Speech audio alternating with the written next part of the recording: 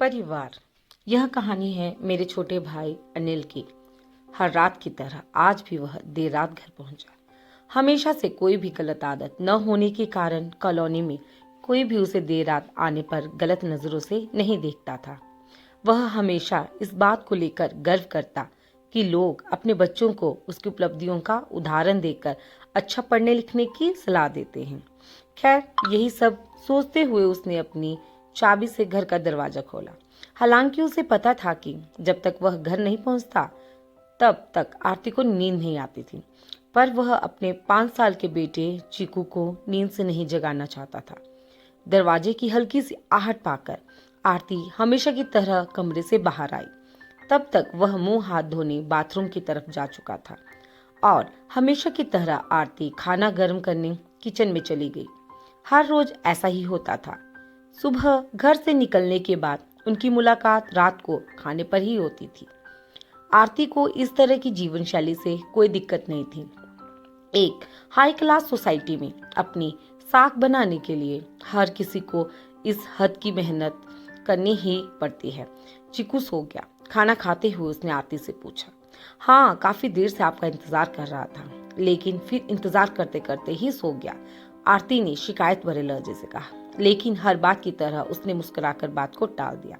अगली सुबह रात को देर से सोने के कारण हर रोज वह सुबह देर से ही उठता था, लेकिन जब तक वह उठता तब तक चीकू स्कूल चला जाता था। चीकू की हमेशा शिकायत रहती कि वह उसे कभी बाहर घुमाने नहीं ले जाता और शायद इसी बात को लेकर वो उससे नाराज भी था। हमेशा की तरह उसने उठकर आरती को आवाज लगाई और बाथरूम में घुस गया। थोड़ी देर में ही आरती नहाने के लिए गर्म पानी ले आई। तुम नहीं होती तो मेरा क्या होता। हमेशा की तरह उसने पानी की बाल्टी लेते हुए अपना घिसा पीटा डायलॉग मारा और हमेशा की तरह ही आरती मुस्कुराते हुए खाने की तैयारी करने किचन में चली गई। खैर, ऑफिस के लिए तैयार होकर जब वह खाने की मेज पर आया तो चीकू मुंह फुलाए बैठा था। क्या बात है जनाब, आज स्कूल नहीं गए? उसने प्यार से चीकू के बालों पर हाथ घुमाते हुए बोला। आज संडे है, चीकू ने गुस्से भरी आवाज से कहा।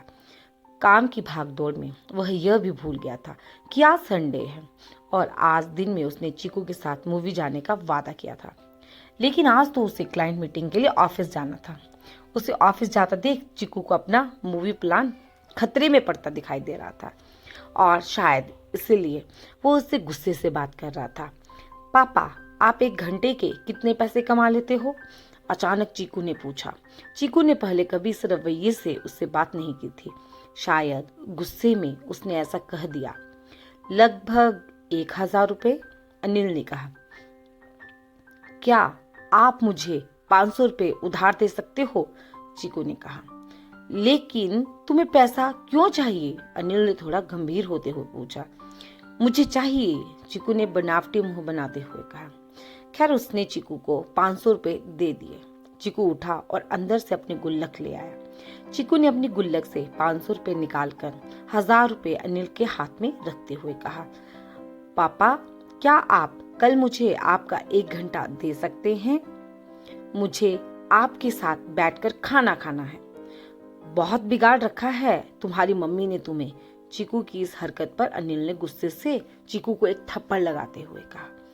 आज ऑफिस जाते हुए वह मन में बस यही सोचता रहा कि इस भागदौड़ भरी जिंदगी में क्या सब कुछ खरीदा जा सकता है। हालांकि वह भी तो चीकू को यही सिखा रहा था। कहानी का तर्क यही है कि परिवार के लिए पैसा कमाने की चाह में हम परिवार को समय देना ही भूल जाते हैं। जिंदगी में सबके बीच में तालमेल बिठाकर चलना ही समझदारी है। धन्यवाद।